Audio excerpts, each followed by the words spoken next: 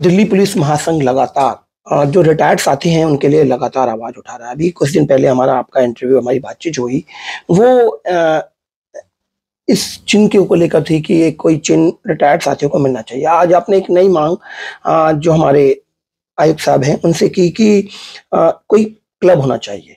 पहले तो आपने जो पुरानी माँग थी उसके ऊपर क्या प्रतिक्रिया हमें मिली, उस पे एक बार बात कर लेते हैं और उसके बाद हम क्लब के ऊपर भी बात करेंगे।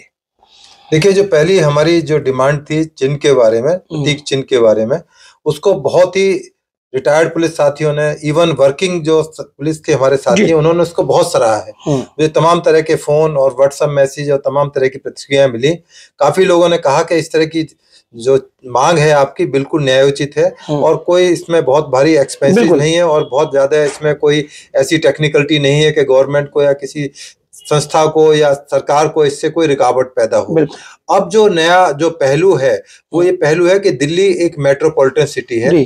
जो हमारे रिटायर्ड साथी हैं उनकी बहुत तरह की प्रॉब्लम्स, परेशानियां होती हैं जिनको एड्रेस करने के लिए प्लेटफॉर्म कोई ऐसा है नहीं दिल्ली के अंदर। जिस तरह मुंबई के अंदर आजाद मैदान के पास में एक रिक्रिएशन क्लब है जिसमें पुलिस अधिकारी, पुलिस का स्टाफ, ये रिटायर्ड साथियों के लिए बात कर रहे हैं। रिटायर्ड साथी भी आ सकते हैं, उसमें वर्किंग भी आ सकते हैं। कोई ऐसा प्लेटफॉर्म देना है जहां केवल और केवल पुलिस के ही लोग आपस में मैं इसमें थोड़ा सा बात इसलिए करना चाहूंगा कि जो रिटायर्ड साथी हैं, चलिए आप जैसे एक रिटायर्ड है और अपना दिल्ली पुलिस महासंघ, ये एक पॉसिबल है, लेकिन जो ऑलरेडी अभी कार्यरत हैं, जो तैनात हैं, इनके लिए तो डिसिप्लिन में बहुत ज्यादा एक बात कही जाती है कि आप कभी भी अपनी कोई शिकायत इस तरह से कभी हुई नहीं, आज तक तो मैंने देखा नहीं है। शायद आप मुझे बता पाएं कि क्या ये भी पॉसिबल है कि कोई ऐसा मंच बनाया जा सके जिसमें दिल्ली पुलिस के तैनात साथियों के लिए भी बात हो सके। देखिए, आर्मी, पैरामिलिट्री जो फोर्सेस हैं उनके बाकायदा क्लब्स होते हैं, उसमें तमाम तरह की एक्टिविटीज होती हैं। इवन एक्सरसाइज के लाइसेंस भी वो लोग लेके रखते हैं। यदि किसी को कंज्यूम करना है, ड्रिंक करना है, तो उसके लिए भी अलाउड होता है। तो ऐसी कोई रोक नहीं है कि जब गवर्नमेंट एक चीज प्रमोट कर रही है, सेल कर रही है, उस पर एक्साइज ले रही है, तो जरूर नहीं कि केवल क्लब का मतलब ये है कि केवल वहां लोग ड्रिंक कर रहे हैं। रिटायर्ड साथी हैं, उनकी जीवन की बहुत सारी समस्याएं होती हैं, वो अपनी बात किसको कहें। बहुत से मेरे साथी ऐसे हैं रिटायर्ड जिनकी पत्नी समय से पहले उनका साथ छोड़कर चली गई हैं, बच्चे अपने कामों में व्यस्त हैं, तो उनकी जो जिंदगी है उसको कोई एड्रेस करने का एक प्लेटफॉर्म नहीं है। यदि कोई ऐसा क्लब या ऐसा जगह होगी जहां पर वो हम सब साथी मिल सके, उनकी बातों को सुन सकें। देखो, रिटायरमेंट के बाद में आदमी जब बड़ी एज में होने लगता है तो उसकी बात सुन ले, उसको उससे भी उसको रिलीफ मिल जाता है। तो इस तरह के क्लब्स के अंदर जब इस तरह की बातें होंगी, लोग आएंगे, अपनी बातों को शेयर करेंगे, चाह रहे हैं आप लोग। एक तरह से एक मिलने जुलने का एक स्थान हो जाएगा, रिक्रिएशन का एक साधन होगा। वहां म्यूजिक सिस्टम हो, कैरम हो, तमाम बैडमिंटन की कोई भी खेल हो सकते हैं या और भी कोई इंडोर गेम्स हो सकते हैं, जिससे कि उनको कुछ टाइम भी पास हो, रिलीफ भी हो। और तो ये पुलिस वेलफेयर ने क्यों नहीं सोचा अभी तक ऐसा? शायद कुछ करती तो है एक्टिविटी, मैंने देखा है कि फैमिलीज के लिए, उनके लिए करती है, बट ऐसा कोई क्लब की बात नहीं आई अभी तक। नहीं, पहले इसमें एक क्लब था अलीपुर में रोड पर, अभी भी है वो क्लब, पर वो क्लब करीब करीब डिफंक्ट हो चुका है। उसमें किसी ने, पुलिस अधिकारी ने, सीनियर ऑफिसर्स ने कोई इंटरेस्ट नहीं लिया। बड़ी प्राइम लोकेशन पर है, पार्किंग की कोई प्रॉब्लम नहीं है, तमाम तरह की एक्टिविटीज वहां होती रह सकती हैं। और सबसे बड़ी बात है, बड़ी हेरिटेज बिल्डिंग है उस क्लब में। जब भी कोई जाता है तो बड़ा आश्चर्य मानता है कि दिल्ली के बीचों बीच में इतनी बेहतरीन जगह है और पुलिस उसका उपयोग नहीं कर पा रही है। तो इसी बारे में मैंने एक पत्र अपने कमिश्नर साहब के ऑफिस में दिया है। क्लब के लिए लिखा है या कहीं भी जगह मांगने, कहीं भी जगह मांगी जा सकती है, ये पत्र दिया गया है।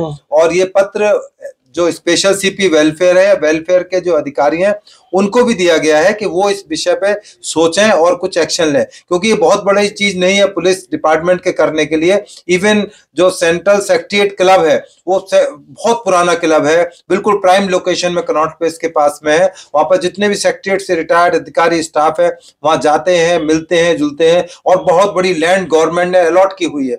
यदि डीडीएस है या एलजी साहब के मार्फत यदि इस तरह की मांग दिल्ली पुलिस करे कि क्लब को भी कोई ऐसी बिल्डिंग जो वैकेटेड बिल्डिंग बिल्डिंग है, खाली बिल्डिंग है, या कोई ग्राउंड दिया जाए जहां पर इस तरह के क्लब की स्थापना हो सके, तो ये बहुत बड़ा चीज नहीं है, और बल्कि पुलिस के लिए एक बहुत लैंडमार्क, एक अचीवमेंट होगा कि हमारे पुलिस के लोग हर चीज कर रहे हैं, उनके बच्चों के लिए स्कूल्स बन रहे हैं। अभी आपने देखा कि कितने बड़े स्कूल का इनॉग्रेशन हमारे आयोग साहब ने किया।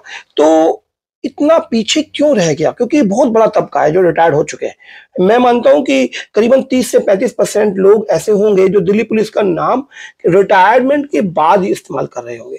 तो इतना बड़ा तबका आज तक मांग नहीं हो पाई। आपने कहा खुद कि अलीपुर में कोई है भी, उसका इस्तेमाल नहीं हो रहा। कारण क्या है? इन सब सिनेरियो क्या बन रहा है? दिल्ली पुलिस के लाखों आदमी, चाहे वो कांस्टेबल हो चाहे कमिश्नर हो, दिल्ली या एनसीआर में रहते हैं। तो इस तरह की मांग पहले कभी पुरजोर तरीके से उठाई नहीं गई। अब हमने कोशिश की है कि इसको ऊपर तक हमारी बात पहुंचे, जिससे कि इसमें कुछ एक्शन हो। और जो ये इसकी प्रक्रिया है वो एक सतत प्रक्रिया है, क्योंकि ये हमारे जो वर्किंग साथी हैं उनको भी बूस्ट करेगी। क्योंकि जब हमारे एक्सपीरियंस्ड पुलिस ऑफिसर किसी मुद्दे पर अपनी राय वहां बैठकर रखेंगे, पुलिस अधिकारियों को बताई जाएंगी कि इसमें विगत में ऐसा होता रहा है, या पिछला जो इतिहास है पुलिस का उसमें इस तरह की चीजें होती रही हैं, तो वो पुलिस को एक तरह से सहायक साबित होंगी। बल्कि मेरा कहना है कि एक पैरेलल, एक रिटायर्ड साथियों की पुलिस उनकी तमाम चीजों को एड्रेस करने के लिए साथ खड़ी होगी। बूस्ट तो एक ये भी है ना, क्योंकि जो आज तैनात है वो भी तो एक दिन रिटायर्ड होगा। बिल्कुल, उसे भी वही चीज की आवश्यकता होगी। बिल्कुल, क्योंकि आज मान लो वो तैनात है और लास्ट समय वो अपना बिता रहा है, वही शायद वो बड़ा अधिकारी है। क्योंकि जितने भी बड़े सीनियर अधिकारी हैं हमारे, उनकी एज ऐसा तो है नहीं कि वो अभी नौजवान है, वो अब सीनियरिटी पे चल रहे हैं। 4, 5, 10 साल के अंदर उनको रिटायर्ड होना ही है। तो जो आज आप मांग कर रहे हैं वो मांग हो सकता है 1 साल लगे, 1.5 साल लगे, उसके बाद तो उनके इस्तेमाल में भी होनी है। तो अटक कहाँ है? मतलब रोक कहाँ लग रही है आपको कि ये चीज पूरी नहीं हो पा रही है? रोक कहीं नहीं है, केवल इच्छा शक्ति की कमी रही है।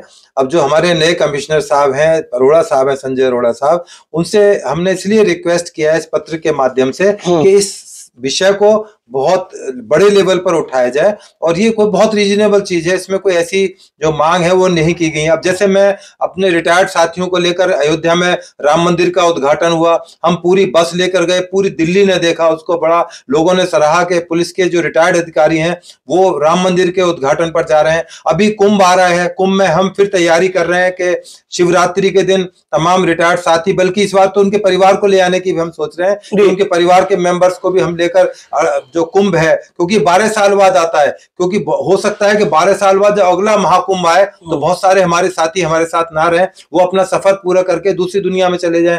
तो ये चीजें हैं, ये याद रखी जाएंगी। तो इसलिए जो हम कोशिश करते हैं कि जो पुलिस के वेलफेयर की चीजें हैं, ये तमाम वेलफेयर है।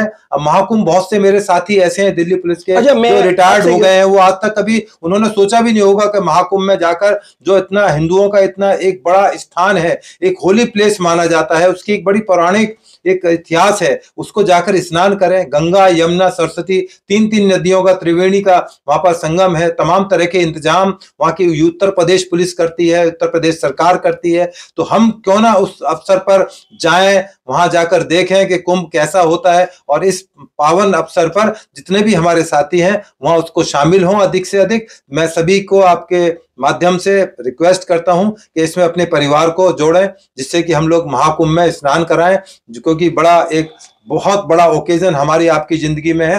हो सकता है बहुत से लोगों की जिंदगी में दोबारा ये दिन ना आ पाए। हालांकि अर्ध कुंभ होते हैं, हरिद्वार में है, नासिक के अंदर त्र्यंबकेश्वर में होता है। तो ये तमाम चीजें हम वक्त टाइम पर एड्रेस कर सकते हैं, और उम्मीद है कि हमारे दिल्ली पुलिस के तमाम साथी इस वीडियो को देखेंगे, समझेंगे, इन सब चीजों की इंपॉर्टेंस है, अपने विचार जरूर रखेंगे। आखिरी सवाल ये होगा कि ये निवेदन है या हक? देखिए, ये निवेदन भी है और एक ये रिटायर्ड साथियों का हक भी है, क्योंकि भारत सरकार आज भी हमें पेंशन देती है, तमाम तरह की मेडिकल फैसिलिटीज देती है, हमें रिकॉग्नाइज करती है कि हम रिटायर्ड सरकारी एक पुलिस के अधिकारी हैं। दिल्ली पुलिस के जो भी फंक्शंस होते हैं, बड़े फंक्शन, उनमें हमें निमंत्रित किया जाता है, आमंत्रित किया जाता है। तो हम एक पार्ट एंड पार्सल हैं इस सरकार के, नहीं, इस भारत सरकार के। हमें गर्व है कि हम भारत के रहने वाले हैं, और भारत सरकार हमारी सरकार है, हम सरकार के आदमी हैं, रिटायर होने के बाद ही सही, पर हम अपने देश के लिए डेडिकेटेड हैं और समर्पित हैं।